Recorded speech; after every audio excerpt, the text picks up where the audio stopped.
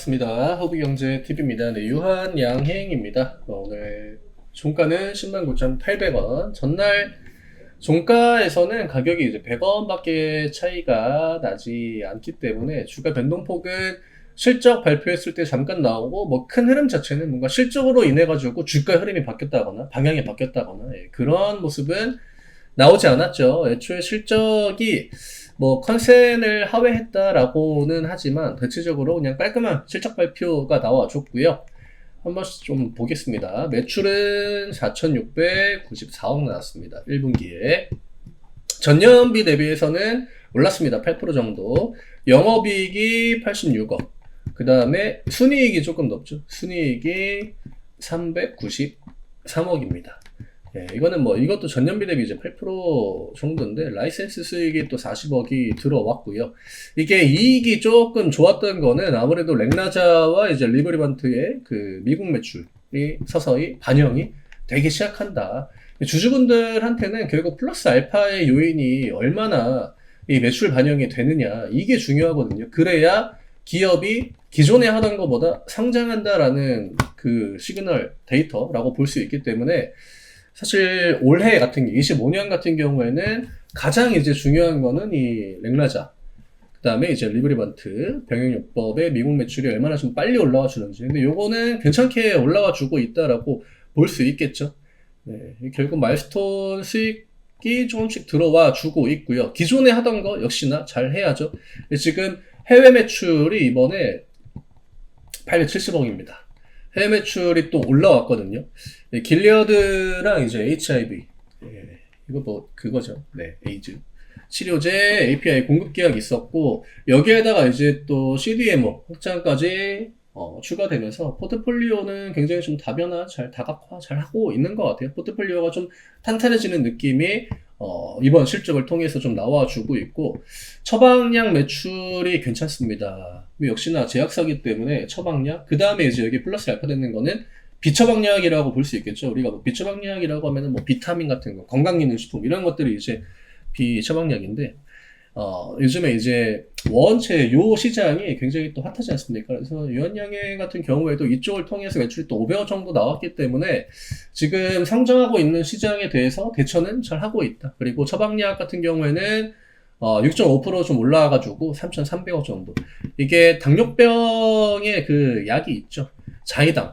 이 자이당이 또 캐시카우 역할을 지금 하고 있다라고 합니다. 그래서 이 자디안 같은 게 이제 기존에 전년 대비 한 13% 정도 늘어났다라고 하고요. 이게 250억 정도 나왔으니까 괜찮죠. 본업을 또 잘 해야 플러스 알파가 효과가 있죠. 네. 그래서 이번 실적을 통해서 뭐 이렇게 되게 만족스러울 만한 그런 결과를 유한양행이 이번 1분기에 보여주지는 못했지만 포트폴리오를 그래도 우리는 막 그냥 계속적으로 렉나자만 기다리고 있고 이게 매출이 얼마나 좀 반영이 되는지 이것만 기다리고 있는 상황이었는데 생각보다 그 포트폴리오 기존에 하고 있던 것도 지금 나쁘지 않다. 이게 버텨줘야 성장이 되거든요.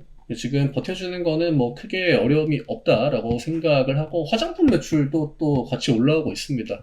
자체 브랜드를 또 만들었죠. 지금 뭐 더마프라민 런칭한 게 이번에는 매출이 조금 저조하긴 했습니다만 역시나 이런 것들도 플러스 알파의 요인이 될 수 있기 때문에 포트폴리오는 제약사, 대형 제약사 같은 경우에는 무조건적으로 다각화하는 게 좋긴 해요.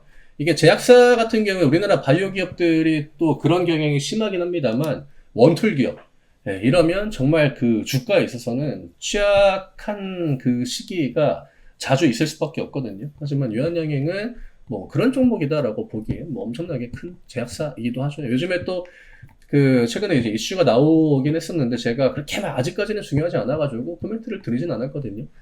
디지털 뭐 헬스케어 진출한다라고 해가지고 뭐 파마브로스와 이제 협업을 한다. 하반기에 뭐 공공제품을 출시한다라고 하는데 요거는 나중에 이제 실적 반영이 얼마나 되는지 좀 지켜볼 필요가 있고 아직까지는 주가를 끌어올릴 만한 모멘텀으로 작용하기는 조금 어렵겠죠. 주가는 아직은 저항 라인을 넘어오지 못했습니다. 11만원 부근. 결국 여기에서 이제 내일 또 뭐 리포트가 당연히 또 나오겠죠. 오늘 실적이 나왔기 때문에 오늘 실적 발표한 기업들이 뭐 원체 많기도 했고 웬만한 실적 가지고는 명함을 또 내밀기가 힘든 그런 서프라이즈급 실적을 보여준 종목들도 많았기 때문에 오늘 주가 움직임에 우리가 뭐 굳이 실망할 필요는 없지 않을까. 오늘 이번 실적에서 중요한 포인트를 한두 가지 정도로 좀 압축을 한다라고 하면 일단 렉나자 미국 매출은 본격화되기 시작했다. 라이센스 수익이 본격적으로 유입이 되고 있다. 그 다음에 글로벌 API 수출은 계속적으로 강화가 되고 있다. 제가 아까 길리어드 이야기 드렸던 부분이 있죠. 그 다음에 요즘 시장의 또 트렌드라고 할 수 있는 뭐 비처방약이나 건기식, 화장품 이런 쪽으로 포트폴리오는 꾸준히 늘려가고 있다라고 하는 거. 그다음에 디지털 헬스케어는 그냥 방금 이야기 드렸기 때문에 또 패스를 하도록 하겠습니다.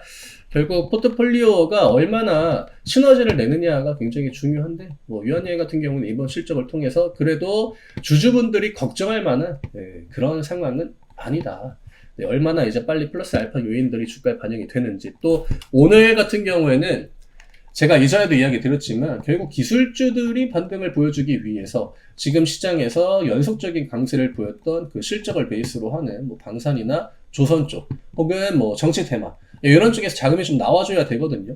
오늘 오후장에 이제 2차전지가 좀 반등을 보였고 오전장에 이제 반도체 쪽이 흐름이 좋았는데 우리가 이제 이거 기다리고 있는 거죠. 기술주 쪽으로 자금 유입되는 거. 아마 5월달 같은 경우에는 실적이 이제 거의 얼추 다 마무리가 되어 가고 있기 때문에 실적으로 인한 변동성은 조금씩 줄어들고, 이제는 미국 시장처럼, 미국 시장이 지금 기술주 가지고 시장 끌어올리고 있거든요. 근데 우리나라 시장이 이게 지금 잘 안 나오죠. 이런 흐름을 5월 시장은 우리가 좀 충분히 기대를 해봐도 되지 않을까 그렇게 생각을 합니다. 그래서 오늘 실적 발표가 있었어가지고 실적 뭐 리뷰하는 그런 코멘트 위주로 좀 드렸고요. 주가는 이제 크게 오르지 못했지만 주주분들한테 그렇게 우려감 있는 실적 발표는 아니었다로 정리를 해드리도록 하겠습니다.